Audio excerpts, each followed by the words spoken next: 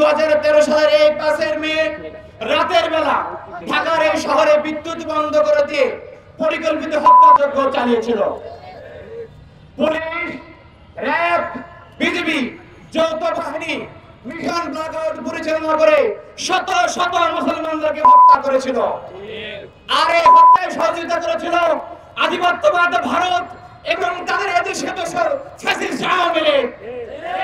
একজন প্রত্যক্ষ সাক্ষী হিসাবে সেই রাতে আমি এখানে ছিলাম। আমরা দেখেছি রাত 11টার পরে পল্টন, মতিঝিল, আরামবাগ তার আশপাশের এলাকায় বিদ্যুৎ বন্ধ করে দেওয়া হয়েছিল এবং একে একে নিরস্ত্র তৌহিদি জনতার উপরে তারা গুলিবর্ষণ করে হত্যাযজ্ঞ চালিয়েছিল।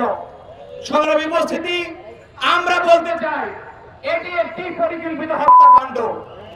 ভারতীয় আধিপত্যবাদের ঝোঁকে ফ্যাসিস্ট আওয়ামী লীগের পরিকল্পনায় ইসলামকে ভূমিষ্ঠ করার জন্য তারা চক্রান্ত বাস্তবায়ন করেছিল।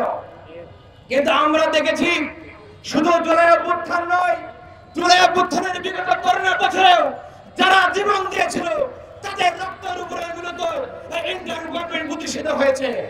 কিন্তু ক্ষমতা আসার পরে আমরা দেখছি তারা তাদের দায়িত্ববোধ ভুলে গেছে।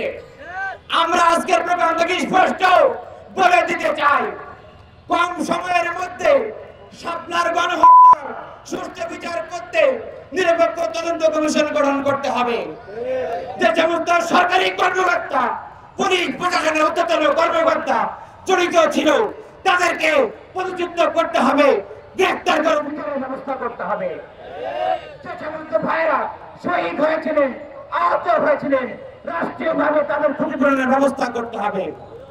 এই জঘন্যতম মানবাধিকার লঙ্ঘনের জন্য রাষ্ট্রীয়ভাবে ক্ষমা চাইতে হবে এবং এর স্বীকৃতি প্রদান করতে হবে। যতদিন না পর্যন্ত এর সুষ্ঠু বিচার হবে, ছাত্র শিবির ততদিন পর্যন্ত থামবে না। আপনারা থামাতে পারবেন না ইনশাআল্লাহ।